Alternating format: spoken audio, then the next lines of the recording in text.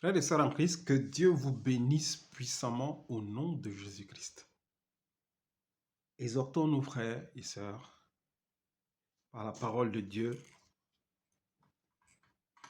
J'aimerais que nous nous exhortions sur la Pâque. Beaucoup de gens célèbrent la Pâque, les gens font des souhaits de Pâque. Mais qu'est-ce que véritablement la Pâque?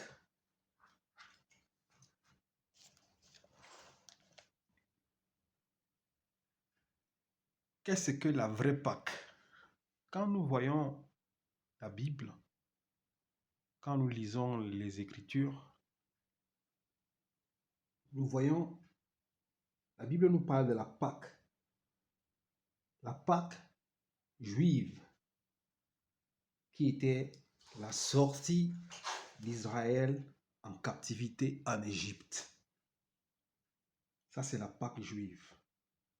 C'est la seule Pâque qui est biblique. La seule Pâque qui est biblique, c'est la Pâque juive. Mais nous voyons aujourd'hui le monde, nous célébrons la Pâque. Et si vous voulez, il y a la différence d'écriture entre ces deux Pâques. La Pâque du monde s'écrit avec S et la Pâque juive, c'est sans S. Et il est bon, quand nous connaissons ou nous recherchons la vérité, d'aller dans les Écritures pour exactement connaître ce que nous célébrons, pour ceux qui veulent connaître, et savoir ce que l'Écriture nous dit par rapport à la Pâque. Moi, selon la Bible, je connais une seule Pâque, et c'est la Pâque juive. La Pâque sans S, c'est la Pâque juive. Et c'est la sortie d'Israël de la captivité en Égypte. En fait, c'était les révélations que Dieu a données à Moïse, comment est-ce qu'il devrait faire avec le peuple avant qu'il ne sorte de la captivité, de l'esclavage en Égypte. C'est ça la Pâque.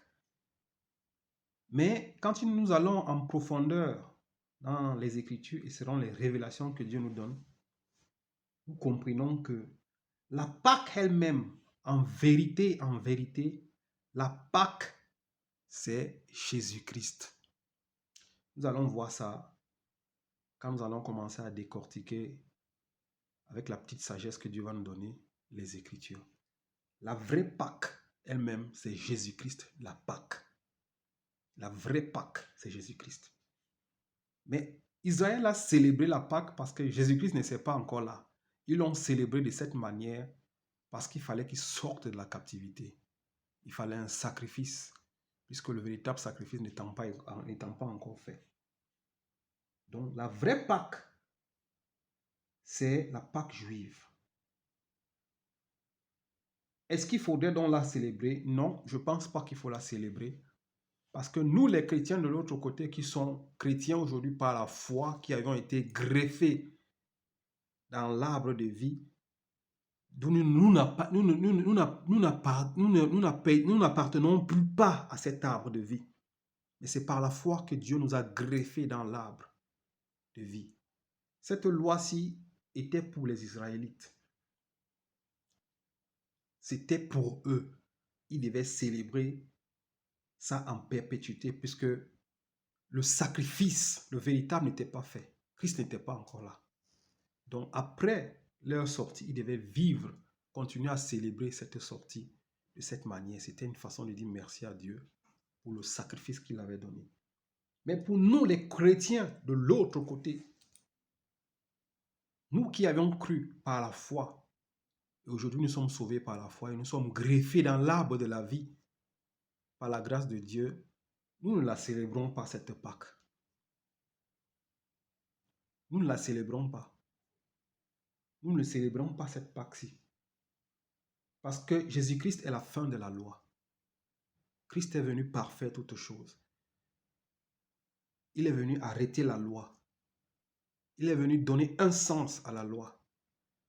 Et c'est pour ça, Galates 3, on va voir ça tout à l'heure, nous dit, celui qui veut rester dans la loi et qui ne la pratique pas entièrement est sous la malédiction. Donc, Et quand nous regardons cette Pâque que nous célébrons aujourd'hui, on parle de la résurrection de Christ. Ce n'est pas possible. Nulle part dans la Bible n'est mentionné de célébrer la résurrection. Et nous allons voir d'où vient cette pratique de célébrer la résurrection de Christ. Ce n'est pas biblique de célébrer la résurrection. Par la petite sagesse que Dieu va nous donner, c'est ce que nous allons voir par les Écritures. Sans traîner, Seigneur, nous t'invitons que ma bouche soit ta bouche, pour que les paroles et la sagesse qui sortira de moi viennent de toi. Que mon être se taise et que ton esprit parle, pour m'exhorter et exhorter ceux qui écouteront cette petite exhortation. Seigneur, sois au milieu de nous, édifie-nous au nom de Jésus-Christ. Frères et sœurs, la Pâque juive et la Pâque juive sans S à la fin, et la Pâque selon le monde qui parle de la résurrection du Christ avec S. Mais nous, les vrais chrétiens, ceux qui sont vrais chrétiens, qui croient en esprit et en vérité, ne célèbrent pas cette Pâque.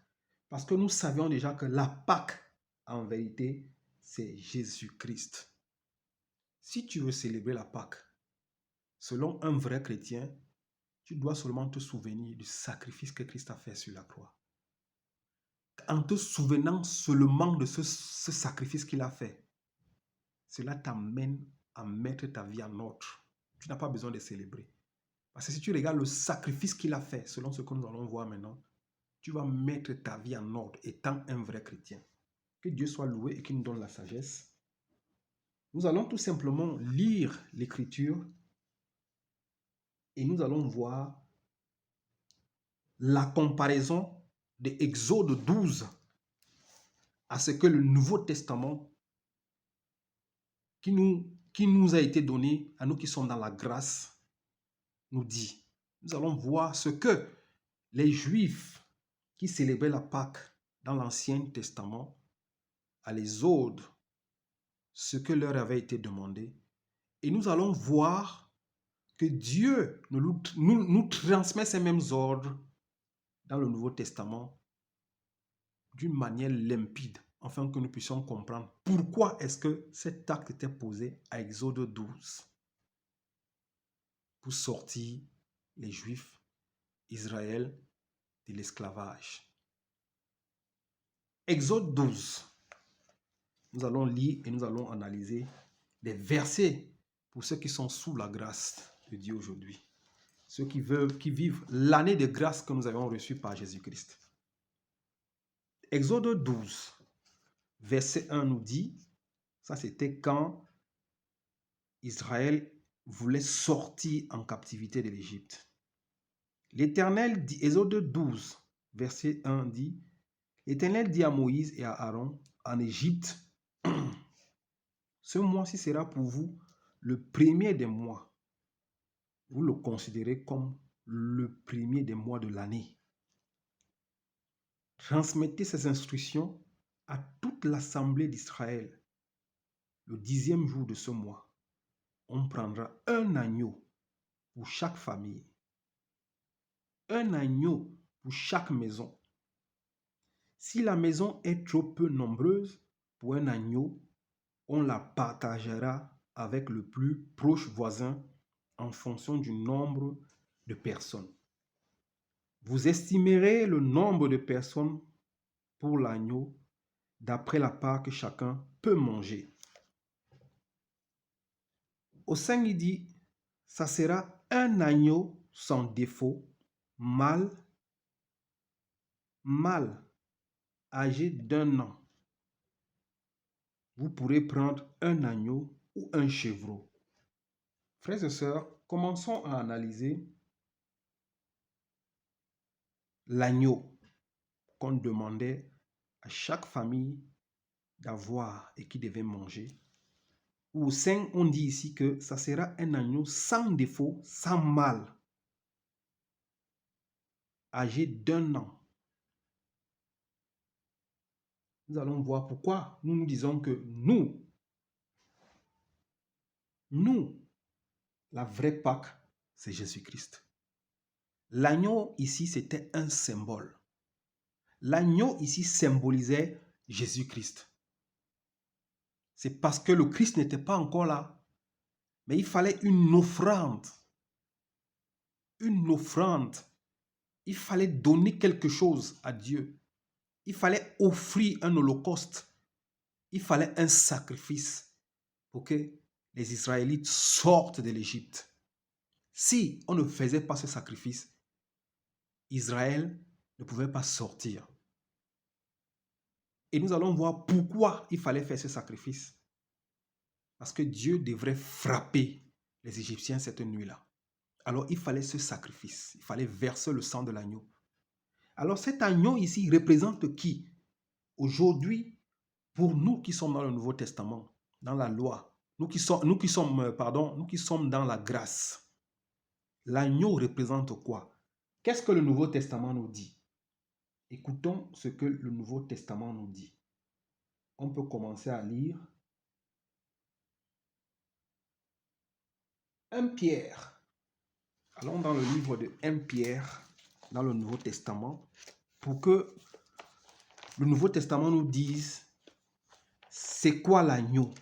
Qui est l'agneau? Qui représente l'agneau? Cet agneau représentait qui? Parce que vous connaîtrez la vérité et la vérité vous affranchira. Frères et sœurs, ne tombons pas dans les pratiques de la loi qui vont nous condamner. Mais faisons ce que le Dieu Tout-Puissant lui-même nous a demandé de faire. N'enlevons rien, ne rajoutons rien dans la croyance. C'est ça qui est difficile aujourd'hui pour beaucoup de personnes. Parce qu'on veut rajouter et parfois on veut enlever pour enseigner notre propre sagesse. Des choses que Dieu n'aime pas. Ce que tu vas enlever sera enlevé dans ta vie. Ce que tu vas rajouter, on le rajoutera dans ta vie. 1 Pierre 1 au verset 19. Regardons qui reflétait l'agneau. L'Ancien Testament, c'est l'ombre des choses à venir. C'était l'ombre des choses à venir. Mais Christ est venu parfaire toutes choses. Les vraies choses sont en Jésus-Christ. 1 Pierre 1, verset 19, nous dit qui symbolisait l'agneau. La Bible nous dit ici, mais par le sang précieux de Christ, qui s'est sacrifié comme un agneau, sans défaut, sans tache. Mais par le sang précieux de Christ, qui s'est sacrifié comme un agneau, sans défaut et sans tache. Exode 12 nous parlait tout à l'heure, frères et sœurs, qu'il fallait sacrifier par famille un agneau sans défaut. Un agneau sans défaut. Il fallait sacrifier un agneau sans défaut. Regardez comment les deux versets se ressemblent. Dieu ne fait rien au hasard. Vous connaîtrez la vérité vous affranchira. On dit ici à Moïse, ça sera un agneau sans défaut, mâle, âgé d'1 an. Il fallait que ça soit un agneau sans défaut, un mâle, âgé d'1 an. Donc, ça devait être un agneau qui est pur, qui n'a pas encore de défaut. Un agneau qui est saint, qui a un esprit pur. Un agneau qui n'a pas de défaut, qui n'a pas de péché. Un agneau qui ne connaît encore rien, comme un nouveau-né. Qui vient à peine de venir, qui vient à peine de commencer à se lever sur ses pieds. Il ne fallait pas qu'il ait des défauts. Il ne fallait pas un agneau qui a déjà vécu. Un agneau qui a déjà du vécu. Il fallait un agneau sans défaut. Un mâle âgé d'1 an seulement. Et ici, 1 Pierre 1, verset 19, nous dit, mais par le sang précieux de Christ, qui s'est sacrifié comme un agneau sans défaut et sans tache. Regardez la ressemblance de l'agneau qu'on demandait à chaque famille de sacrifier et de manger. Cet agneau était Jésus-Christ. Mais comme le Christ n'était pas encore venu, il fallait symboliser Christ par l'agneau. Il fallait symboliser Christ par l'agneau. Nous pouvons encore lire Jean 1, 29. Jean, toujours dans le Nouveau Testament.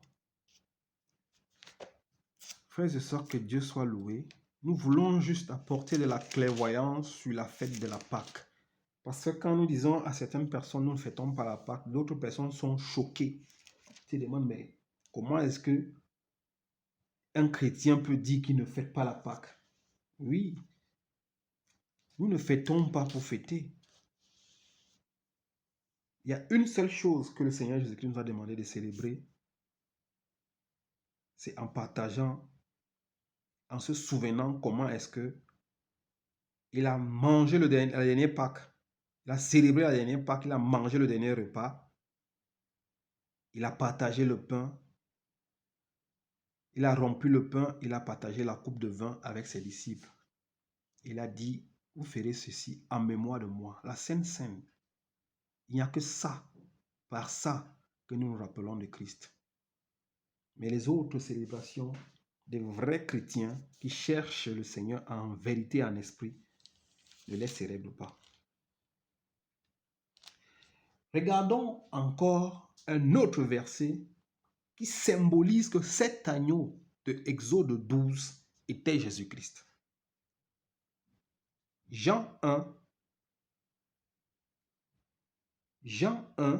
au verset 29. Le lendemain, il vit Jésus s'approcher de lui et dit, ça c'est Jean-Baptiste qui le disait, dès qu'il a vu Jésus-Christ venir de loin, ne le connaissant pas, mais il a vu Jésus-Christ venir. Il dit, voici l'agneau de Dieu qui enlève le péché du monde.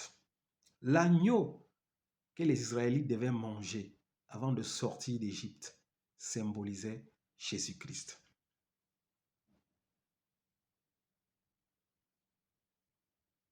Frères et sœurs, la Pâque juive, en réalité, si vous célébrez la Pâque, c'est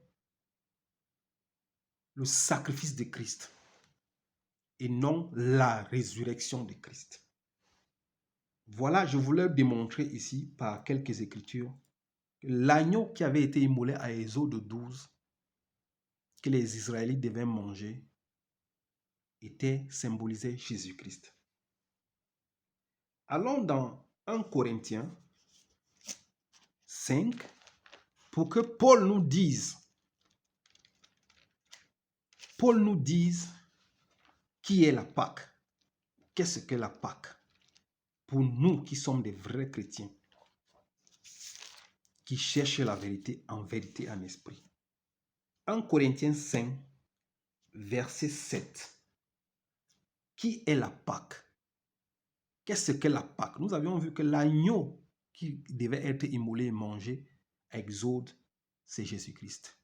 C'est pour ça l'apôtre Paul, poussé par l'Esprit de Dieu, confirme ici à 1 Corinthiens 5, verset 7, il dit, purifiez-vous donc du vieux levain, afin d'être une pâte nouvelle, puisque vous êtes sans levain. En effet, Christ, notre agneau pascal, il confirme encore que Jésus-Christ est l'agneau. Jean-Baptiste a confirmé. L'apôtre Paul confirme encore que Christ, notre agneau pascal, a été sacrifié. L'agneau qui a été sacrifié par des familles à Exode 12 symbolisait Jésus-Christ qui a été sacrifié à la croix pour nous. Il dit ici, Christ, notre agneau pascal, c'est Jésus-Christ qui est la Pâque. C'est lui l'agneau qui a été sacrifié pour nous, pour nos péchés. Frères et sœurs, si nous voulons célébrer la vraie Pâque des Juifs, c'est le souvenir du sacrifice de Jésus-Christ et non la résurrection de Jésus-Christ. Mais nous n'avions pas besoin parce que la Pâque, pour nous aujourd'hui qui ne sommes pas dans la loi, nous rappelle seulement le sacrifice douloureux que Jésus-Christ a fait à la croix. Voilà, je voulais démontrer jusqu'ici que l'agneau et la Pâque en elle-même, c'est Jésus-Christ. C'est le sacrifice de Jésus-Christ à la croix et non sa résurrection. Parce que Jésus-Christ ne nous a jamais demandé de célébrer la résurrection. Voilà ce que je voulais démontrer. Maintenant, nous allons voir pourquoi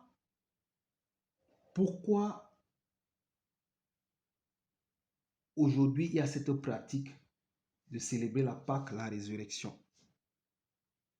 Nous allons tout simplement dans le livre de Jean 11, où nous étions tout à l'heure.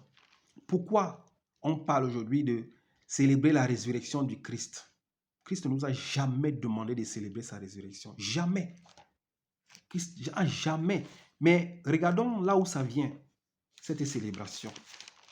Regardons là où ça vient, parce que les Écritures ont été transformées par certaines personnes qui ont sublimement introduit des doctrines qui ne sont pas chrétiennes dans le christianisme. Pourquoi je le dis? Regardez là où ça a été tiré, cette pratique de célébrer la résurrection. Jean 11, verset 21. Jean 11, verset 25, dit, Jésus lui dit, c'est moi qui suis la résurrection et la vie. Celui qui croit en moi vivra, même s'il meurt. En fait, dans cette histoire, Jésus parlait à Marthe, qui était la sœur de Lazare, parce que Lazare était mort. Et Jésus-Christ voulait aller voir Lazare. Et elle disait, oh mais Seigneur, si tu étais là, mon frère ne serait pas mort. Et Jésus lui dit, celui qui croit en moi vivra même s'il meurt. Et toute personne qui vit, croit en moi, ne mourra jamais. Jésus lui dit, c'est moi qui suis la résurrection et la vie. C'est là où a été tirée la pratique de célébrer la résurrection. Oui, Jésus-Christ est la résurrection et la vie, mais Jésus-Christ ne te demande pas de célébrer la résurrection. Dans ce récit, Jésus-Christ rappelait seulement à Marthe que je suis la résurrection et la vie. Celui qui croit en moi sera sauvé, même s'il est mort. Donc, tu n'as pas besoin de célébrer la résurrection du Christ. Tu dois seulement croire dans ton cœur que Jésus-Christ est la résurrection et la vie. Si tu crois en lui, dans ton cœur, et tu as la conviction qu'il est la résurrection et la vie, tu vivras par cette foi et cette croyance. Mais pas de célébrer la résurrection. C'est de là où cette pratique de célébrer la résurrection est partie. Les Écritures ont été tordues, mal compris et ont été transformées en célébration au lieu de croire plutôt que Jésus-Christ est la résurrection et la vie. C'est là où sort cette pratique. Frères et sœurs, continuons à lire. Exode 12, verset 6 nous dit, vous le garderez jusqu'au 14e jour de ce mois où toute l'assemblée d'Israël le sacrifiera au coucher du soleil. Donc, chaque famille devait s'en procurer un agneau mâle, sans défaut et sans tache. Cet agneau qui symbolisait Jésus-Christ. On devait le garder. On devait le garder pour ce mois-là, où toute l'assemblée d'Israël le sacrifiera. On devait garder cet agneau pour le sacrifice qui devait s'offrir cette nuit-là. Au 7, on dit, on prendra son sang et on en mettra sur 2 poteaux et sur les linteaux de la porte des maisons où on le mangera. En fait, l'agneau devait être sacrifié, tué, égorgé, et on devait prendre le sang de cet agneau et on devait le mettre sur les poteaux de cette maison où on allait manger cet agneau. On devrait mettre le sang sur les linteaux des maisons où l'on devait manger cet agneau. Et nous allons voir quelque chose de très important ici. On prendra son sang et on en mettra sur 2 poteaux et sur le linteau de la porte des maisons où on le mangera.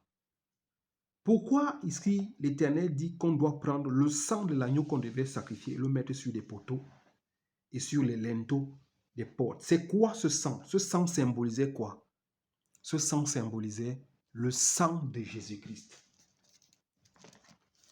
J'ai dit, l'agneau a été sacrifié parce que Jésus-Christ étant le véritable sacrifice, il n'était pas là. Maintenant, on a démontré que l'agneau était Jésus-Christ. Et maintenant, on dit aux Israélites, vous devez prendre le sang de l'agneau et vous allez mettre sur les poteaux et sur les linteaux dans les maisons dans lesquelles on devait manger l'agneau. Regardons maintenant dans les Écritures du Nouveau Testament. Qu'est-ce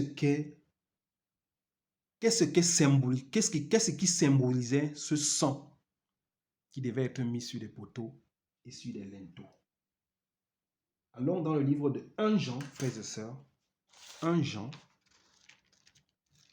Que 1 Jean nous dise qu'est-ce qui était ce sang qui devait être mis sur les poteaux et les linteaux. À Exode 12. Nous faisons juste une analyse sur la lecture d'Exode 12 pour comprendre qu'est-ce que la vraie Pâque et qui est la Pâque. 1 Jean, verset 1. 1 Jean 1, verset 7. 1 Jean 1, verset 7 nous dit, « Mais si nous marchons dans la lumière, 1 Jean 1, verset 7 nous dit, « mais si nous marchons dans la lumière, tout comme Dieu lui-même est dans la lumière, nous sommes en communion les uns les autres. Et le sang de Jésus-Christ, son Fils, nous purifie de tout péché. » Frères et sœurs, le sang de l'agneau qu'on devait prendre à Exode 12 pour mettre sur des poteaux et des linteaux symbolise le sang de Jésus-Christ, le Fils de Dieu, qui nous purifie de tout péché. Enfin, il fallait que les enfants d'Israël se purifient, qu'ils purifient leur maison. C'est pour ça qu'on dit qu'il fallait mettre ce sang de l'agneau sur des poteaux et des linteaux de la maison dans laquelle on devait manger l'agneau. Donc les Israélites devaient se purifier eux-mêmes. On va voir ça tout à l'heure. Et purifier les maisons dans lesquelles eux, ils habitaient. Les maisons dans lesquelles ils devraient manger l'agneau. Il fallait mettre le sang de l'agneau sur les poteaux et sur les linteaux. Et la Bible nous montre ici que, mais si nous marchons dans la lumière, tout comme Dieu lui-même est dans la lumière, nous sommes en communion les uns avec les autres. Et le sang de Jésus-Christ, son Fils, nous purifie de tout péché. C'est le sang de Jésus-Christ. Le sang de l'agneau représentait le sang de Jésus-Christ parce que Jésus-Christ n'était pas encore là. Il fallait purifier les enfants d'Israël et purifier les maisons dans lesquelles ils habitaient. Frères et sœurs, la parole de Dieu, c'est un mystère. Si Dieu ne te révèle pas, tu ne comprendras jamais. Tu vas suivre les généalogies et les fables des gens et tu vas te mettre dans des soucis, dans des gros problèmes. Tu vas commencer à adorer d'autres dieux que tu n'as jamais connus et que tu ne connais pas. Retournons dans Exode 12. Pourquoi est-ce qu'on les demandait de mettre ce sang sur les poteaux et sur les linteaux? Au 8, on nous dit, cette même nuit, on mangera sa viande, rôtie au feu. On la mangera avec des pains sans levain et des herbes amères, avec des pains sans levain. Cette même nuit, au 8, on mangera sa viande rôtie au feu. On la mangera avec des pains sans levain, à moitié cuits. On la mangera avec des pains sans levain et des herbes amères. Les enfants d'Israël devaient manger cet agneau rôti au feu avec des pains sans levain. Tout à l'heure, je disais que les enfants d'Israël devaient se purifier leur maison avec le sang de l'agneau. Et nous avions vu que le sang de Jésus-Christ, dans 1 Jean 1, verset 7, nous purifie de tout péché. Et Dieu dit ici à Moïse que non, ils doivent manger cet agneau rôti, pas bouilli. Rôti, pas bouilli. Et avec des herbes amères. Mais ils devaient le manger avec du pain sans levain. Qu'est-ce qui symbolise le pain sans levain? Parce que je disais tout à l'heure que les enfants d'Israël devaient se purifier. Ils devaient manger cet agneau qui représentait Jésus-Christ, qui était pur, sans tache, sans défaut, et que son sang devait sanctifier les enfants d'Israël et sanctifier les maisons dans lesquelles ils habitaient. Mais ils devaient manger cet agneau-là avec le pain sans levain. C'est quoi le pain sans levain? Parce que les enfants d'Israël devaient se sanctifier. Qu'est-ce que le Christ appelait ici pain sans levain spirituellement? Regardons ce que le Christ appelait pain sans levain ou ce qui s'appelle le pain sans levain. Allons dans Matthieu 16, verset 6 jusqu'à 12. Frères et sœurs, vous connaîtrez la vérité vous affranchira. Sois patient, mon frère, à écouter, ma sœur, cette petite exhortation. Tu comprendras ce que c'est que la Pâque. La Pâque, c'est Jésus-Christ et rien d'autre. Souviens-toi seulement du sacrifice de Jésus-Christ. Dans ton cœur, tu ne vas plus pécher. Pourquoi les Israélites devaient se purifier? Qu'est-ce qu'on appelle le pain sans levain? On a vu que l'agneau représente Jésus-Christ. Et le sang de l'agneau qui devait être mis sur les poteaux et les linteaux représente le sang de Jésus-Christ. On dit maintenant qu'il devait manger l'agneau rôti. Il fallait seulement rôtir cet agneau, il fallait le manger avec des herbes amères et du pain sans levain. Qu'est-ce qui symbolise le pain sans levain? Frères et sœurs, tu vas comprendre qu'est-ce qu'est la Pâque avec cette petite exhortation. Matthieu 16, verset 6 nous dit, Jésus leur dit, attention, méfiez-vous du levain des pharisiens et des sadducéens. Les disciples raisonnaient en eux-mêmes en disant et disaient, c'est parce que nous n'avions pas pris de pain. Jésus le sachant au 8, le sachant leur dit, hommes de peu de foi, pourquoi raisonnez-vous en vous-même sur le fait que vous n'avez pas pris de pain? Ne comprenez-vous pas encore et ne vous rappelez-vous plus les 5 pains des 5000 hommes et combien de paniers vous avez emportés? Ni les 7 pains des 4000 hommes et combien de corbeilles vous avez emportés? Comment ne comprenez-vous pas que ce n'est pas de pain que je vous ai parlé? Exode 12, 8 ne parlait pas du pain physique. L'agneau à Exode 12 n'était pas un agneau physique. C'était la représentation des choses à venir. C'était Christ. Le sang qu'il fallait mettre sur les poteaux et les linteaux n'était pas le sang de l'agneau physique, mais c'était le sang de Jésus-Christ. Les pains qu'ils devaient manger avec des herbes amères et l'agneau rôti n'étaient pas le pain physique. C'était la représentation des choses à venir. Il dit ici, comment ne comprenez-vous pas que ce n'est pas de pain que je vous ai parlé? Il dit ici, méfiez-vous du levain des pharisiens et des sadducéens. Méfiez-vous du levain des pharisiens et des sadducéens. Frères et sœurs, Jésus-Christ, Exode 12 ne parlait pas du pain physique. Allons dans le livre de 1 Corinthiens 7. 1 Corinthiens 5, verset 7. Le pain que les Israélites avaient mangé cette nuit-là n'était pas le pain physique. Le pain sans levain n'était pas un pain physique. Nous allons voir qu'est-ce que ce pain. C'est pour ça que Jésus-Christ demande à ses disciples, ne comprenez-vous pas encore ce que je vous ai dit? 1 Corinthiens 5, versets 7 et 8. 1 Corinthiens 5, versets 7 et 8 nous dit, frères et sœurs, purifiez-vous donc du vieux levain, afin d'être une pâte nouvelle, puisque vous êtes sans levain. En fait, le levain ici représente une vie de péché. Le levain ici représente tout ce qui englobe l'iniquité. Alors, les enfants d'Israël devaient se présenter devant Dieu étant purs. C'est pour ça l'apôtre Paul dit ici, purifiez-vous donc. Les enfants d'Israël devaient se purifier cette nuit-là, avant le lever du jour.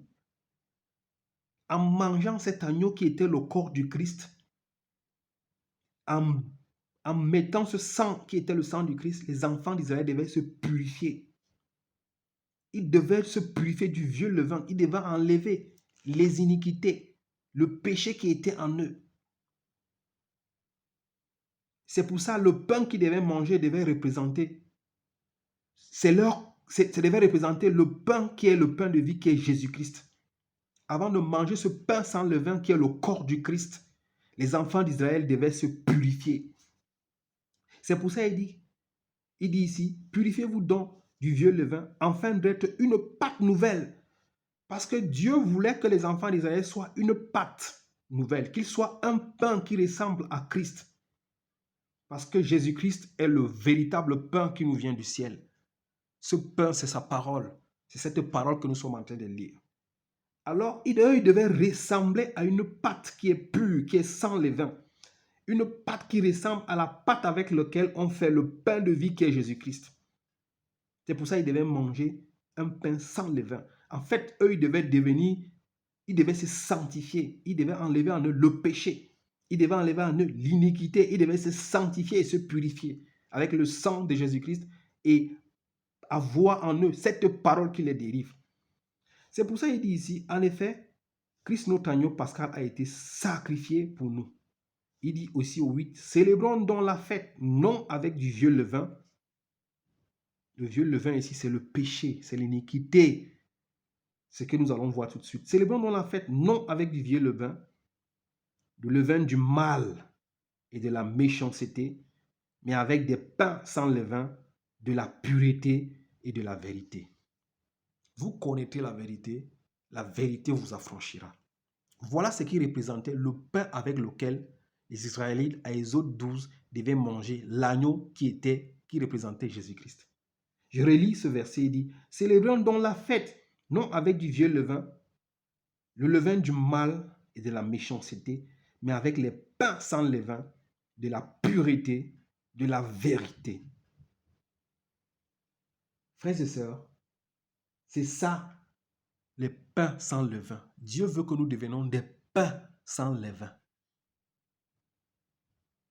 Et le véritable pain, c'est Jésus-Christ qui nous vient du ciel. Si tu ne manges pas ce pain qui est Jésus-Christ, ce pain qui représente sa parole, tu n'auras pas la vie. Si les Israélites ne mangeaient pas l'agneau qui représentait Jésus-Christ et ne mangeaient pas le corps du Christ, qui est le pain qui donne la vie, ils ne sortaient pas de la captivité. Ils ne sortaient pas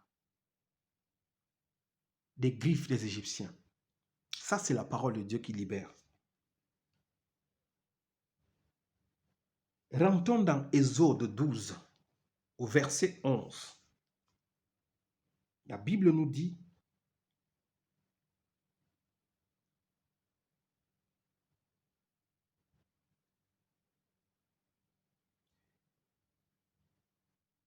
je peux lire mes mots d'ici, vous n'en laisserez rien pour le matin, si toutefois il en reste quelque chose le matin.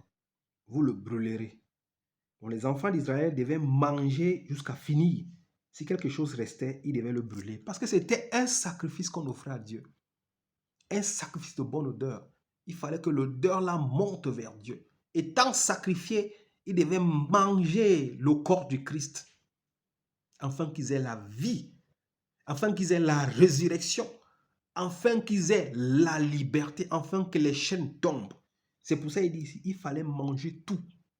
Et si tu n'arrivais pas à finir, il fallait brûler le reste. Au 11, il dit, quand vous le mangerez, vous aurez une ceinture à la taille, vos sandales aux pieds et votre bâton à la main. Vous le mangerez rapidement. C'est la Pâque de l'Éternel. En fait, on dit ici, quand vous le mangerez, vous aurez une ceinture à la taille, vos sandales aux pieds et votre bâton à la main. Vous le mangerez rapidement. Les enfants d'Israël devaient, après avoir été sanctifiés, purifier leur maison, se purifier eux-mêmes et être une pâte sans levain. Manger le corps du Christ qui est le pain, qui est sa parole. Être purifié et sanctifié. Il devait manger, il devait mettre une ceinture, il devait être prêt à sortir d'Égypte après avoir fait toutes ces recommandations. Il devait mettre une ceinture autour de la taille. Ils devaient mettre leurs sandales aux pieds et avoir leur bâton à la main. Ils devaient manger rapidement. Ils devaient manger avec précipitation, être prêts à sortir le matin. La Bible dit ici, c'est la Pâque de l'Éternel. Ça, c'est la Pâque de l'Éternel sans S. Et cette Pâque, comme 1 Corinthiens 7 nous a dit, c'est Jésus-Christ.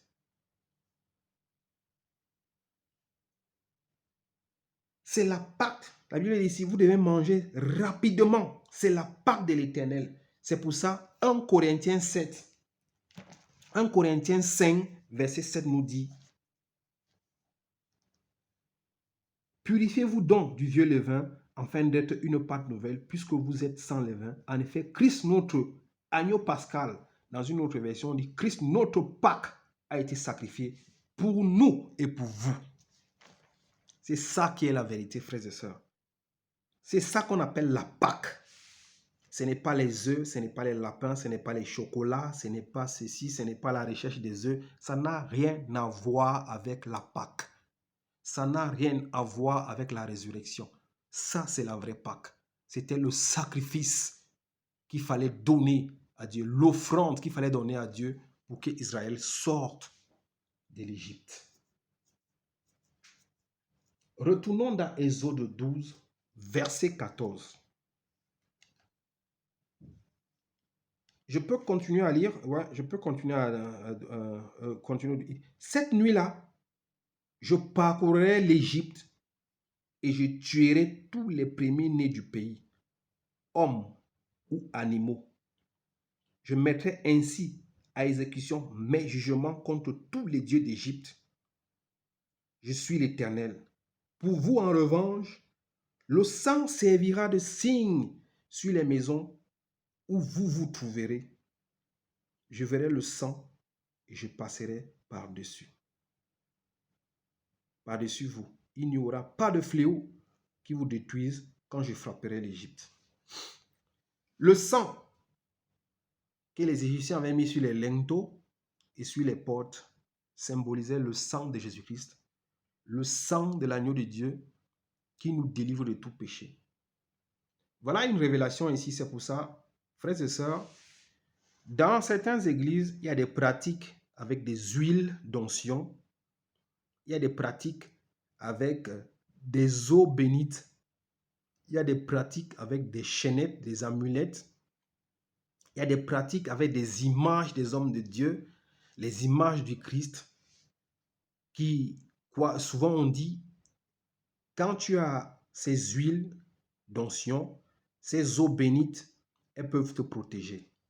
Mais regardons ici, Dieu dit, pour vous en revanche, le sang servira de signe sur les maisons où vous vous trouverez. Je verrai le sang et je passerai par-dessus. Le sang de l'agneau de Dieu ici, le sang de l'agneau ici qui était mis sur les portes et sur les linteaux, Dieu, en passant cette nuit pour frapper l'Égypte et tous les dieux d'Égypte, quand il voyait ce sang, il passait par-dessus les maisons des enfants d'Israël. Il ne frappait pas, il ne mettait pas de fléaux dans leur maison. Il ne tuait pas les enfants premiers-nés. En fait, le destructeur ne touchait pas aux enfants d'Israël à cause du sang qu'ils avaient mis sur les portes et sur les linteaux. Quand je disais tout à l'heure que dans les églises, on donne les huiles et les eaux aux gens, les amulettes, les chaînettes, pour les protéger, ce n'est qu'un mensonge. Nous avions vu dans le livre de 1 Jean que le sang de Jésus-Christ nous sanctifie et nous purifie de tout péché. Frères et sœurs, il n'y a que le sang de Jésus-Christ qui peut nous protéger.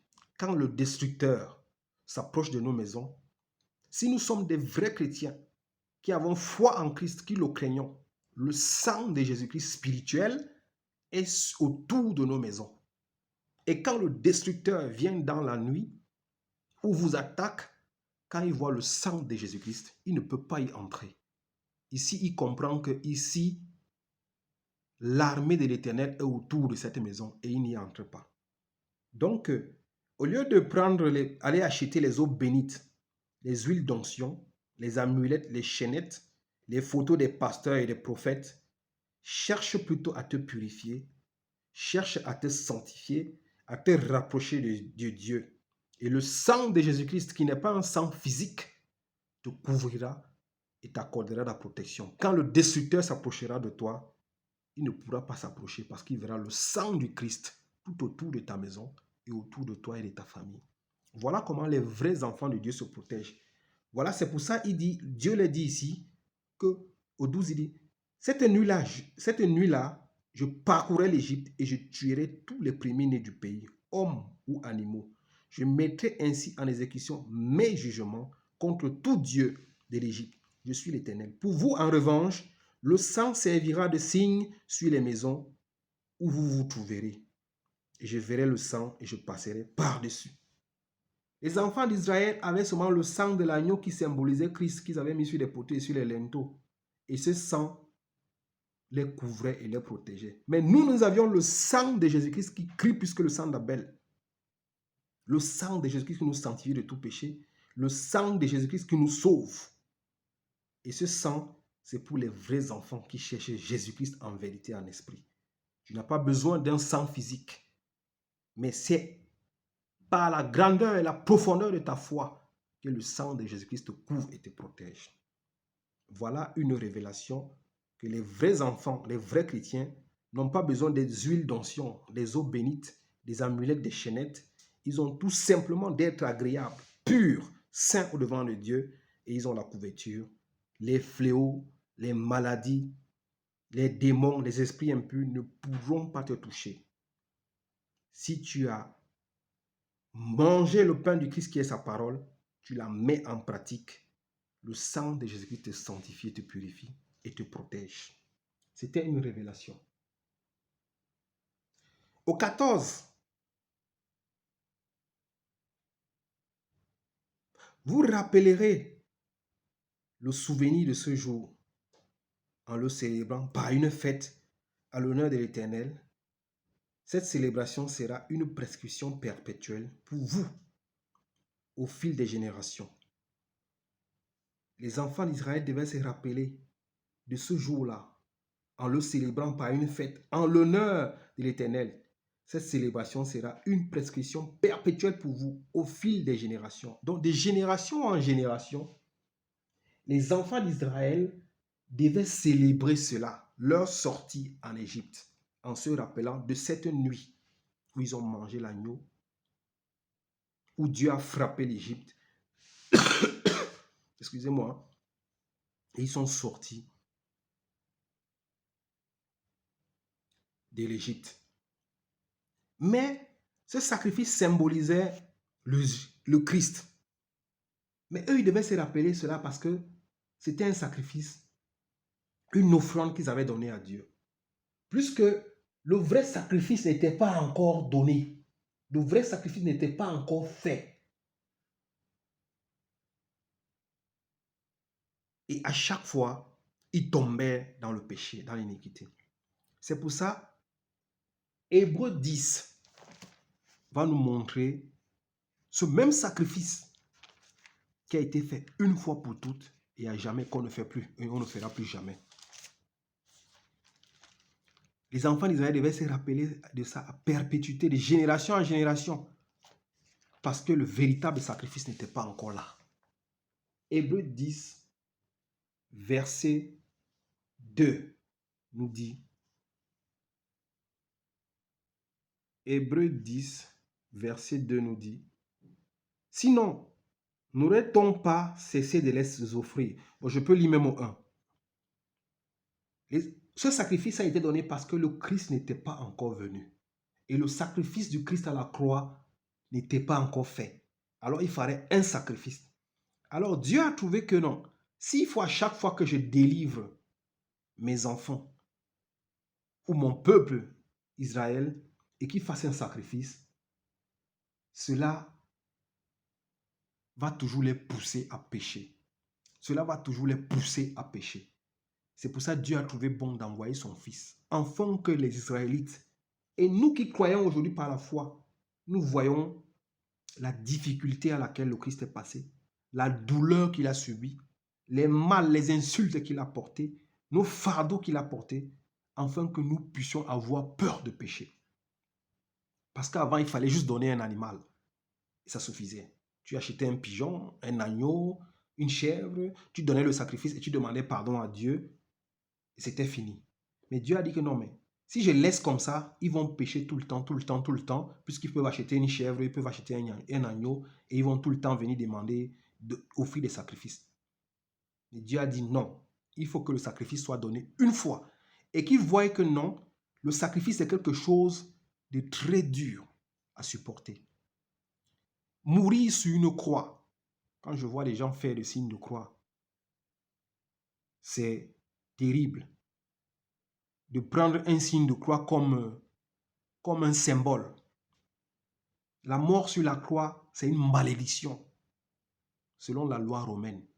Si on te crucifie sur la croix, tu es un maudit. Alors quand je vois quelqu'un faire un signe de croix, quelqu'un porter une croix, comme moi aussi je portais avant, dans l'ignorance, j'ai peur parce que j'ai dit, tu n'as pas encore compris le symbole de la croix.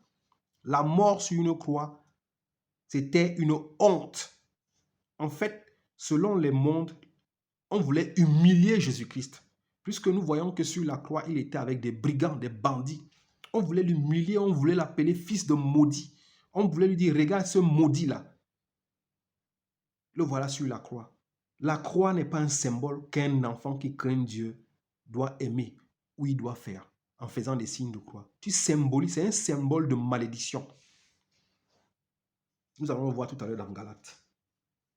Frères et sœurs, Dieu a trouvé bon que non, il faut que le sacrifice soit fait une fois, que ça ne soit pas tout le temps l'agneau pour qu'un enfant de Dieu soit délivré. Il a dit, il faut qu'un sacrifice soit fait une fois. Les Israélites avaient donné l'agneau puisque le vrai agneau n'était pas encore venu. Dieu a dit non, il faut que j'envoie le vrai agneau une fois pour toutes et qu'il n'y a plus de sacrifice. Il n'y a plus de sacrifice pour tout vrai chrétien. Tu as été sauvé, tu as été sauvé. Tu as été délivré. Si tu pèches encore, la Bible dit que non. C'est Dieu seul qui sait si tu pourras encore être repêché. Dieu seul qui sait. Parce que si tu connais la difficulté, la douleur que Jésus-Christ a eue sur la croix, avant de commettre un acte, tu vas réfléchir. Hébreux 10, verset 1 dit, la loi en effet possède une ombre des biens à venir. C'est pour ça qu'il dit, la loi, c'était l'ombre des choses à venir. Hébreux 12, La Pâque qui a été célébrée à Hébreux 12 était l'ombre des choses à venir. Christ est venu parfaire la loi. Il est venu apporter la clairvoyance. Il est venu apporter la lumière. C'est pour ça que la Bible dit ici, la loi en effet possède une ombre des biens à venir et non les actes représentation de la réalité. La vraie Pâque, la Pâque que les Israélites ont célébrée à Exode 12 ne représentait pas la réalité. Elle ne pouvait même pas représenter la réalité. C'est pour ça que quand nous lisons ces écritures que nous avons lues, nous voyons qu'en réalité, la vraie Pâque, c'est Jésus-Christ. C'était une figure. C'était une ombre des biens à venir. La vraie Pâque, aujourd'hui, c'est Jésus-Christ. C'est pour ça qu'un vrai chrétien qui a compris ce que c'est que la Pâque n'a pas besoin de célébrer la Pâque. Un vrai chrétien qui comprend le sacrifice de Jésus-Christ sur la croix, waouh, il doit avoir peur du péché.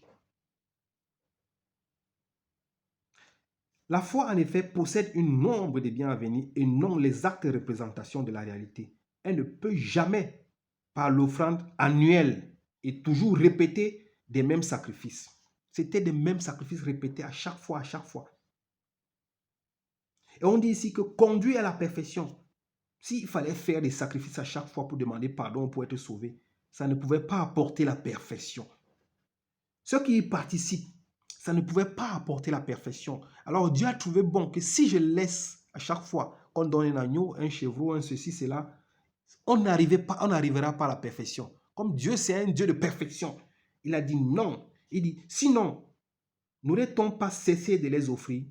Ceux qui rendent ce culte purifient une fois pour toutes, ce culte purifié une fois pour toutes, n'auraient en effet plus du tout conscience de leur péché. Voilà ce que je disais tout à l'heure. Ceux qui rendent ce culte purifié une fois pour toutes n'auraient en effet plus du tout conscience de leur péché. À chaque fois, s'il fallait donner un sacrifice pour que tu sois pardonné, pour que tu sois sauvé, pour que tu sois délivré, tu ne devrais pas prendre conscience de tes péchés. Mais Dieu a voulu que nous prenions conscience de nos péchés et que nous connaissions la douleur que le Christ a subie sur la croix. Pardon, afin que nous ne puissions pas rester dans le péché.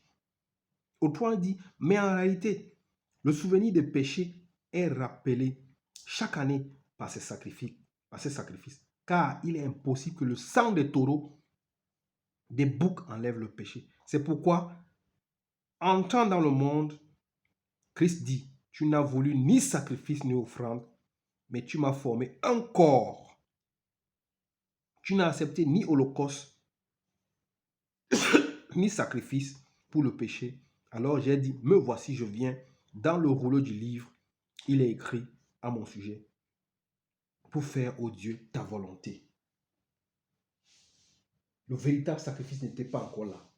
Dieu a dit non. Pour qu'on arrive à la perfection, il faut un seul sacrifice. Et Christ dit, alors j'ai dit, me voici, je viens dans le rouleau du livre, qui est la parole, il est écrit à mon sujet, pour faire, ô Dieu, ta volonté. C'est pour ça que Jésus-Christ s'est sacrifié à la croix, une fois pour toutes, afin que quiconque croit soit sauvé. Ça, c'est la Pâque. Jésus-Christ, c'est la vraie Pâque des chrétiens. Le sacrifice de Jésus-Christ à la croix. Rappelle-toi de cela et tu ne fêteras plus la Pâque.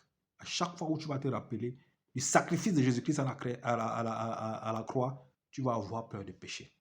C'est ça la Pâque. Frères et sœurs, on va aller dans Romains 10. Romains 10, 4. Romains 10, verset 4. J'espère qu'on se comprend. Ce n'est ni par notre force, ni par notre courage, mais c'est l'Esprit de Dieu qui convainc. Je voulais juste que nous analysions Exode 12 et nous voyons ce que la perfection qu'a amené Jésus-Christ dans le Nouveau Testament nous dit, ce qui concerne la Pâque. Romains 10, verset 4 nous dit,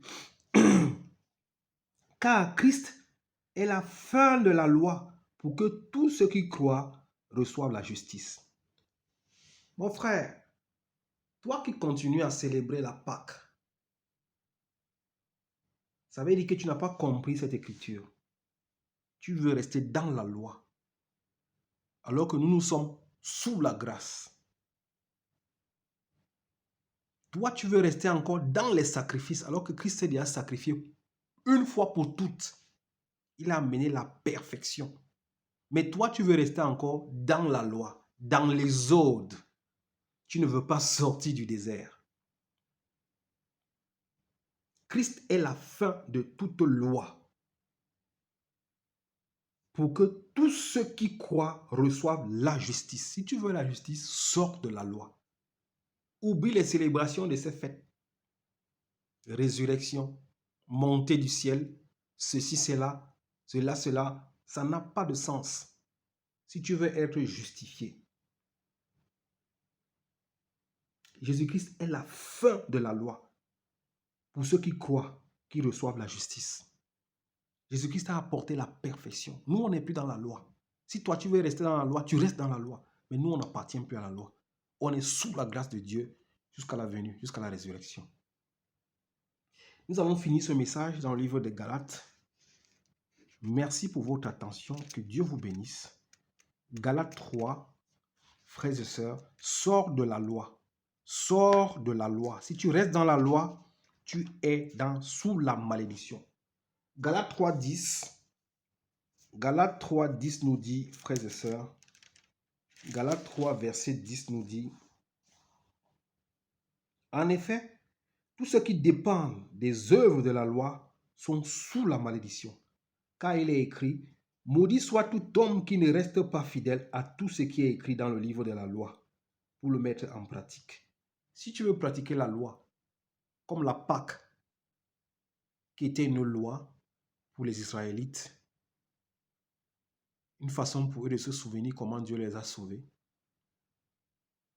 tu es sous la malédiction. Nous ne sommes plus sous la loi, nous sommes sous la grâce. Parce que nous sommes justifiés par Jésus-Christ, par son sacrifice qu'il a fait. Mon frère, sors de la loi, afin que tu ne restes pas condamné, que tu ne sois pas sous la malédiction.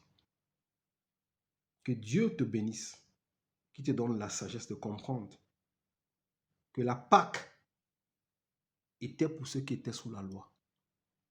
C'était l'ombre des choses à venir. Ça symbolisait tout simplement le sacrifice du Christ qui devait se faire sur la croix. Mais ce n'est pas à célébrer.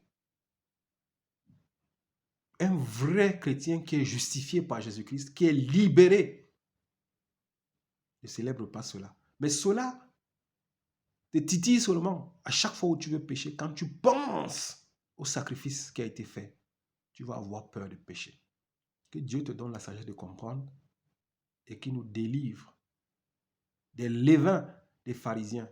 Le levain des pharisiens, c'est leur enseignement, les lois et tout ce qu'ils mettent autour de nous pour nous conduire vers des mauvais chemins. C'est ça, le levain des pharisiens et des sadducéens. La mauvaise doctrine, des choses et des rajouts qu'on a rajoutés dans la Bible, des choses qu'on veut pousser les gens à aller vers d'autres pratiques qui ne sont pas des pratiques chrétiennes. La recherche des jeux, des chocolats et de tout le reste. Que Dieu soit loué et qu'il nous donne l'entendement. Au nom de Jésus-Christ. Amen. Merci.